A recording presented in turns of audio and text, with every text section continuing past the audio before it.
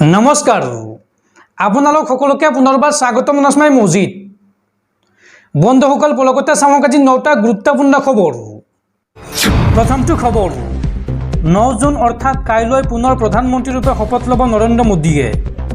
চৰকাৰ গঠনৰ বাবে নৰেন্দ্ৰ মোদীক আমন্ত্ৰণ ৰাষ্ট্ৰপতি দ্ৰৌপদী মুৰ্মুৰ। আৰু 9 জুনৰ সন্ধিয়া 7:15 অনুষ্ঠিত হ'ব নতুন চৰকাৰৰ শপত গ্ৰহণ সমাৰোহ। তৃতীয়বাৰলৈ দেশৰ প্ৰধানমন্ত্ৰী ৰূপে শপত ল'ব নৰেন্দ্ৰ মোদীয়ে। পৰৱৰ্তী খবৰ দেশৰ কোটি কোটি মুছলমানলৈ ভাল খবৰ। মুছলমানৰ সংৰক্ষণ এতিয়া বাতিল কৰিব নোৱাৰিব বিজেপিয়ে। চন্দ্ৰবাবু নাইডুৰ পাৰ্টীয়ে ক'লে দেশত অব্যাহত থাকিব লাগিব মুছলমানৰ সংৰক্ষণ। শাসনলৈ আহিলে মুছলমানৰ সংৰক্ষণ উঠাই দিম বুলি কোৱা বিজেপি এতিয়া শলঠেকত পৰিছে। মুছলমানৰ সংৰক্ষণ বাতিল কৰিব নোৱাৰিব বিজেপিয়ে। বিজেপিৰ ইস্তাহাৰত আছিল মুছলমানৰ সংৰক্ষণ বাতিলৰ প্ৰস্তাৱ। আৰু মুছলমানৰ সংৰক্ষণ অব্যাহত ৰাখিব টিডিপিয়ে। চন্দ্ৰবাবু নাইডুৰ পুত্ৰৰ মুছলমানৰ সংৰক্ষণক লৈ বৃহৎ মন্তব্য। এই সন্দৰ্ভত চন্দ্ৰবাবু নাইডুৰ পুত্ৰৰ মন্তব্য এয়া মুছলমানৰ অধিকাৰ আৰু সামাজিক ন্যায়। শাসনলৈ আহিলে মুছলমানৰ সংৰক্ষণ উঠাই দিম বুলি ঘোষণা কৰিছিল বিজেপিয়ে।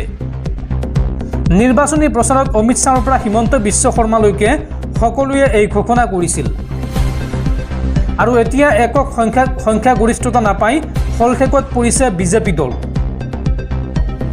মন গ'লে এতিয়া অকলে কোনো সিদ্ধান্ত ল'ব নোৱাৰিব বিজেপিয়ে।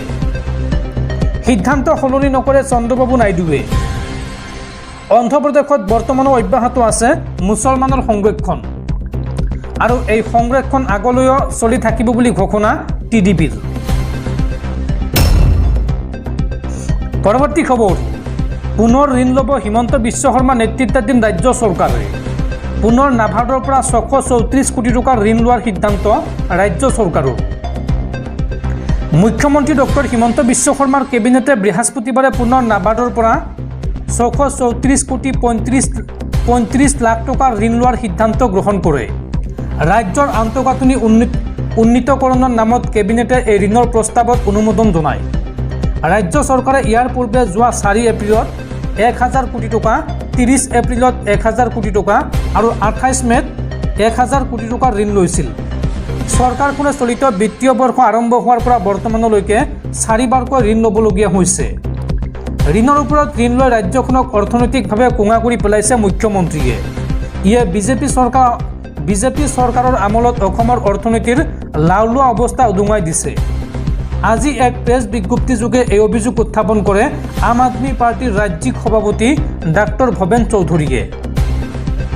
উল্লেখযোগ্য যে অসম চৰকাৰে বৰ্তমানলৈকে লোৱা ঋণৰ পৰিমাণে 1,53,000 কোটি টকা অতিক্ৰম কৰিছে। আজি সংবাদ মাধ্যমলৈ প্ৰেৰণ কৰা প্ৰেছ বিজ্ঞপ্তিত ডাক্তৰ ভৱেন চৌধুৰীয়ে কয় যে ডক্টৰ হিমন্ত বিশ্ব শৰ্মাৰ চৰকাৰে বছৰি প্ৰায় 21,525 কোটি টকাৰ ঋণ লৈছে।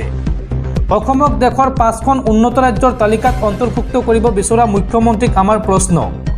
মুখ্যমন্ত্ৰী ডাঙৰীয়া, কোনো ধৰণৰ উৎপাদনমুখী অৰ্থনীতি অবিহনে মাত্ৰ ঋণ লৈ চৰকাৰ চলাব পাৰিনে? এইদৰে ৰাজ্যবাসীৰ মূৰৰ ওপৰত বিশাল পৰিমাণৰ ধাৰৰ বোজা জাপি দি অসমৰ উন্নয়ন সম্ভৱনে? ৰাজ্যৰ সামগ্ৰিক বিকাশৰ স্বাৰ্থত উৎপাদনমুখী অৰ্থনৈতিক আঁচনি গ্ৰহণ কৰিবলৈ আম আদমি পাৰ্টীৰ ৰাজ্যিক সভাপতি ডাক্তৰ ভৱেন চৌধুৰীয়ে মুখ্যমন্ত্ৰী ডক্টৰ হিমন্ত বিশ্ব শৰ্মাক আহ্বান জনায়।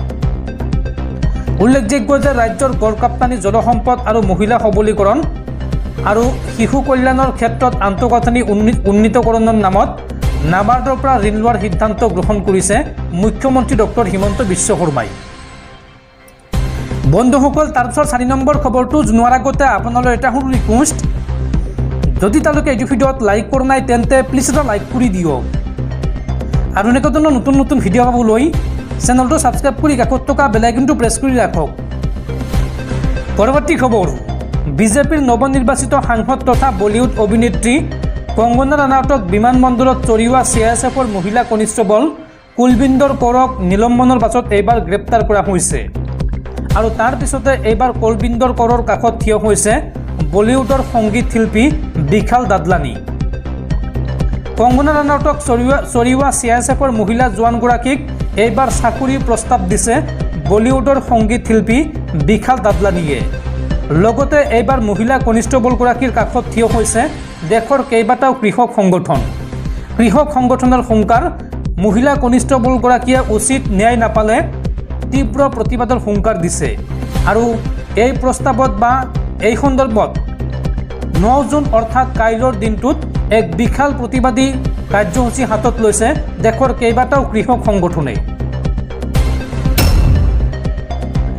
পৰৱৰ্তী খবৰ, নিশ্চিত প্ৰধানমন্ত্ৰী মোদীৰ তৃতীয় কাৰ্যকাল। আৰু তাৰ পিছতে ভাৰতৰ শ্বেয়াৰ মাৰ্কেটত পুনৰ উত্থান, বিনিয়োগকাৰীৰ মুখত হাঁহি। ভাৰতীয় ৰাজনীতিৰ উত্থান পতনে ভাৰতৰ শ্বেয়াৰ বজাৰতো ব্যাপক প্ৰভাৱ পেলাই আহিছে। 1 জুনত প্ৰকাশিত এক্সিট পোলৰ পাছত যিদৰে ভাৰতীয় শ্বেয়াৰ বজাৰত উত্থান হৈছিল, সেইদৰে নিৰ্বাচনী ফলাফল ঘোষণাৰ দিনটোত শ্বেয়াৰ মাৰ্কেটৰ পতনে অভিলেখ গঢ়িছিল।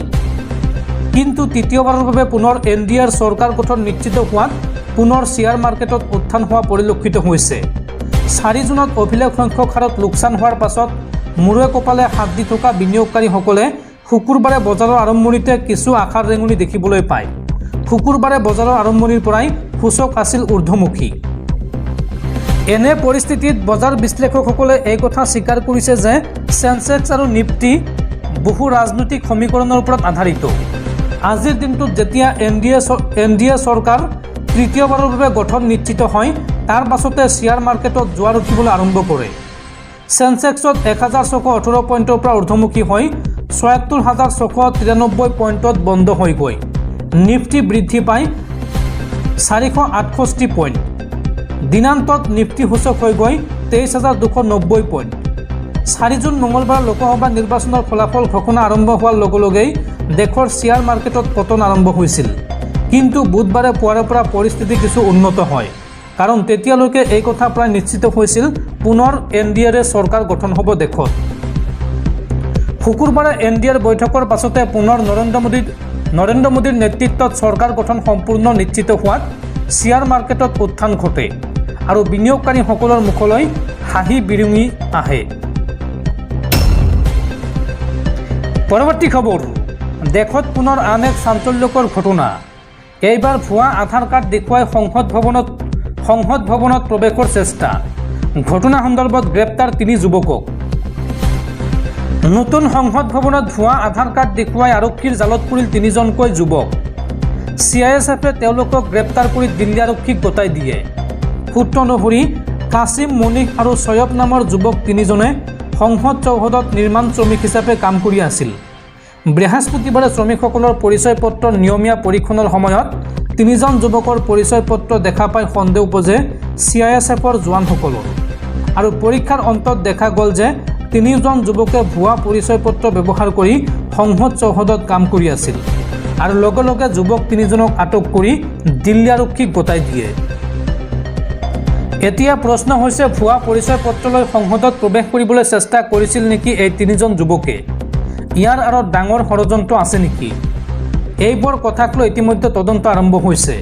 অৱশ্য এতিয়াৰ বাবে যুৱক 3জনৰ বিৰুদ্ধে জালিয়াতি আৰু অপৰাধমূলক ষড়যন্ত্ৰৰ অভিযোগ উত্থাপন কৰা হৈছে।